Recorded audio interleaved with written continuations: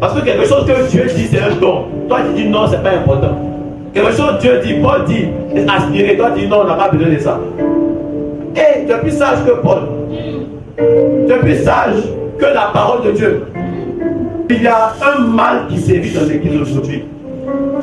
C'est qu'il y a des gens, parce qu'ils n'ont pas quelque chose, ou qu'ils ne comprennent pas quelque chose, ils méprisent cette chose.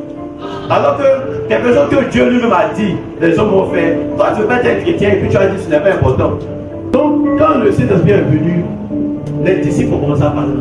Les katakaya basuta baya, les kele balos, kele mama, sotakaya. Ils ont commencé à parler. Maintenant, il y a un groupe qui les entendait. Pierre demandait de parler arabe. Non, Pierre parlait en langue.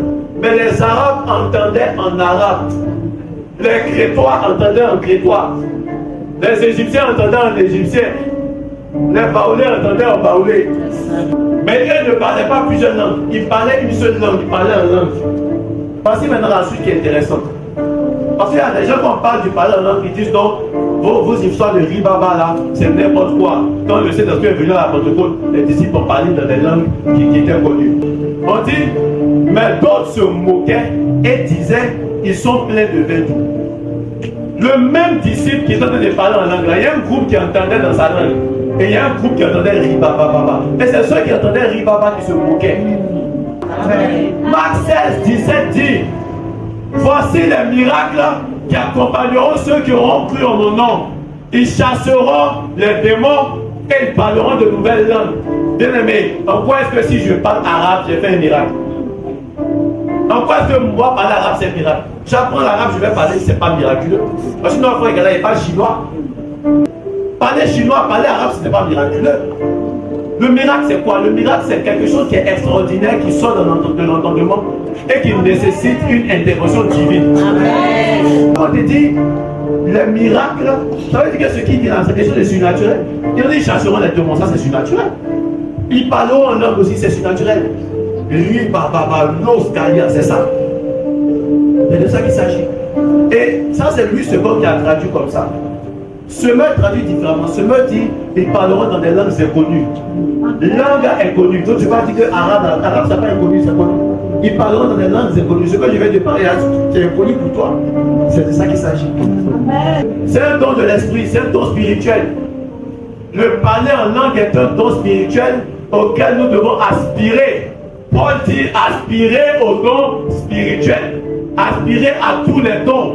Et tu dois aspirer au parler en langue. Si tu es chrétien, que tu ne parles pas encore en langue, il faut chercher ça.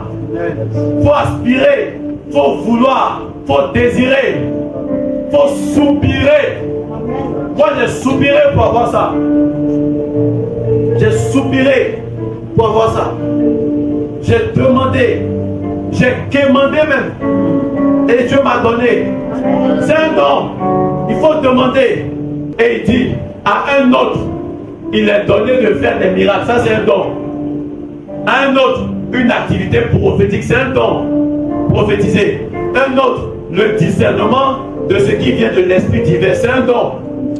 Ici, quelqu'un reçoit, écoutez, disait, la faculté de s'exprimer dans des langues inconnues. Donc, toi, tu ne peux pas dire, Ribaba, tu te moques, tu n'as pas compris ta vie. Regarde ta vie. Toutes les doctrines qui s'opposent à ça sont des doctrines sataniques pour empêcher les chrétiens d'entrer dans une dimension spirituelle avec le Seigneur. Ils se sont limités pour ça spirituellement. 1 Corinthiens 14, verset 2. En effet, celui qui parle en langue ne parle pas aux hommes, mais à Dieu. Quelque chose on te dit, c'est quand tu parles comme ça, tu parles à Dieu. Pourquoi toi tu dis non que c'est pas important? Quand tu pries en langue, là, c'est le Saint-Esprit qui prie en toi. Tu peux avoir mal au pied, et puis tu pries pour ton pied. Seigneur, guéris mon pied, guéris mon pied. C'est une bonne prière, mais c'est une prière qui est limitée.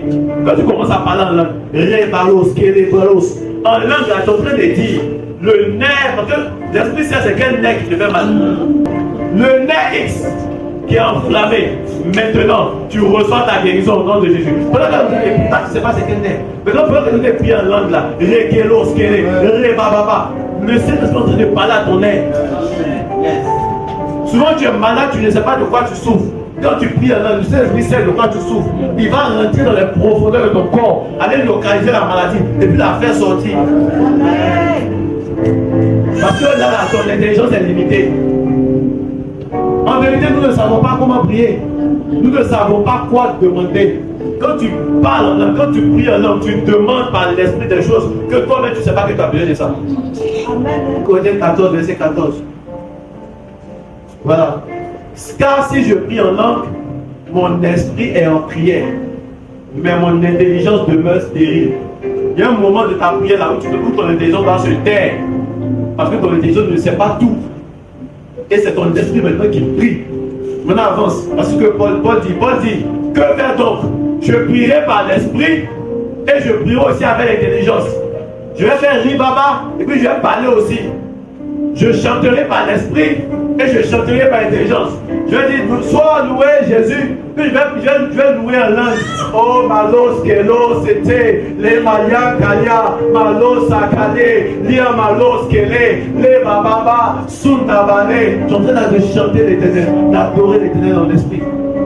Donc n'écoutez plus les gens qui combattent votre destinée en vous disant de ne pas croire et de ne pas chercher le pardon. Tous ceux qui méprisent les dons de l'esprit sont animés par Satan. Tous ceux qui méprisent un seul don de l'esprit sont animés par Satan. Ce que Paul dit en Corinthiens, verset 18, il dit, je remercie Dieu de ce que je parle en langue plus que vous tous. Il y a des gens qui disent non, Paul a dit aspirer au don, mais surtout à celui de la prophétie. Je ne sais pas comment ils comprennent le français. Ils ont compris que ça veut dire qu'il ne faut pas aspirer aux autres dons pour chercher prophétie de mon frère. Dis, moi Paul, je bénis Dieu parce que parler en langue là. N'écoutez pas nous tous. Paul dit, je bénis Dieu parce que ribaba là, je fais ça plus que vous tous. Ribaba, je fais ça plus que vous tous. Je bénis Dieu. Il est en train de parler en fait du niveau d'intimité qu'il avait, du niveau de manifestation du don spirituel qu'il avait. Corinthiens 14, verset 4. Celui qui parle en langue s'édifie lui-même. S'édifier là, c'est se bâtir. S'édifier, c'est se construire.